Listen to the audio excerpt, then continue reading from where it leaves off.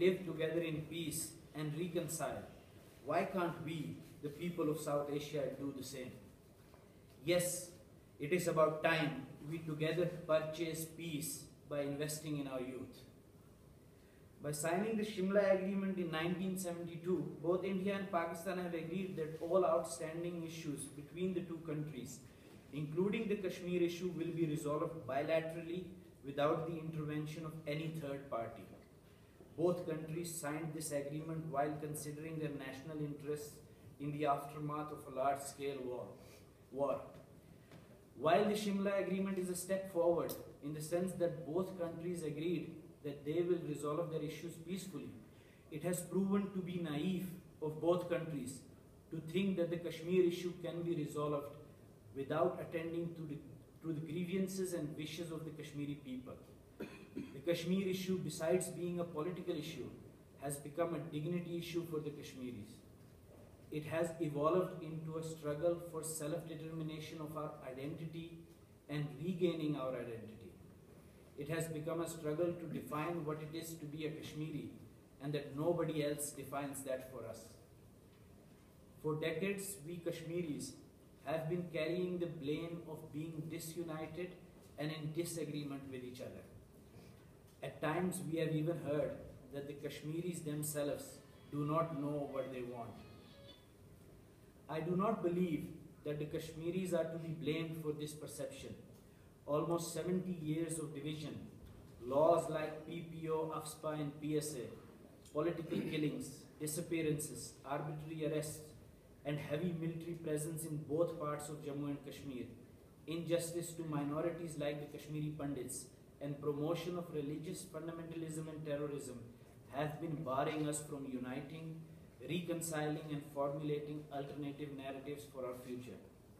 It is therefore unjust to blame us for our fragmentation, as we have never been given the chance to interact with each other in order to reconcile and reach any consensus. I am not in favor of any blame games, but as a Kashmiri, I must admit that I also find introspection imperative.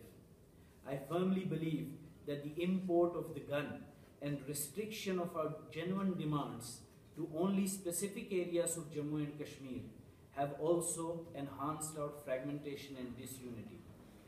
I therefore strongly advocate for interaction among all Kashmiris in order to regain our identity and redefine the way forward before we start thinking of political solutions. We Kashmiris should be given our fundamental right to interact with each other, share our pain and sufferings, and determine our future together. India and Pakistan should consider it in their national interest to facilitate talks between Kashmiris under their respective administrations and across the LOC, as history has proven that imposing solutions is not sustainable. There lies an important duty for the United Nations in this exercise. Although we Kashmiris have our reservations regarding the UN resolutions, which mention a plebiscite in which Kashmiris can choose to be part of either India or Pakistan, and the role of the United Nations in the Kashmir issue has, however, been diminished by both the countries after their vow to solve all issues bilaterally. The United Nations should still encourage both countries not to violate the human rights of Kashmiris and their own inhabitants in order to save their national prestige. Peace, and only peace through peaceful means, should be the doctrine. Both the fairly new governments of India and Pakistan have recently reiterated that they would like to resolve the Kashmir issue during their respective tenures.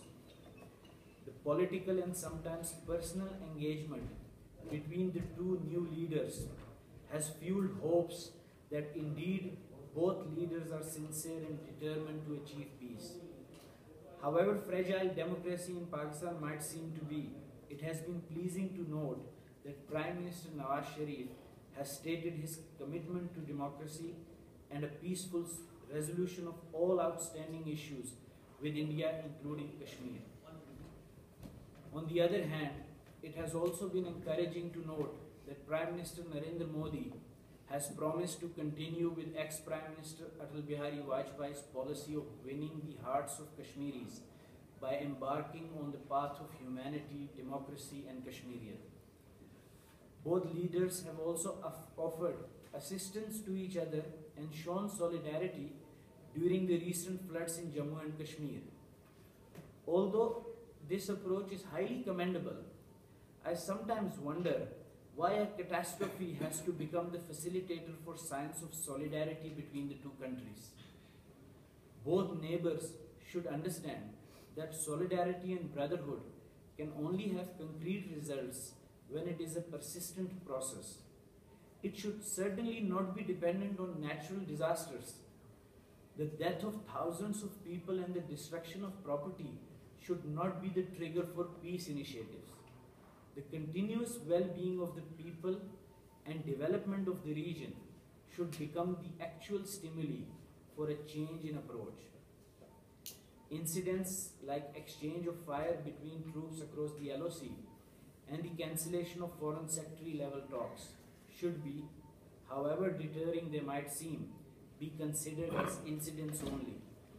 These and other incidents should certainly not diminish the collective appetite for peace. Before concluding, let me state that in my humble opinion, both countries should prioritize the interests of the Kashmiri people. I faithfully believe that whatever is beneficial for the people of Jammu and Kashmir will prove to be beneficial for India, Pakistan and their citizens. Thank you.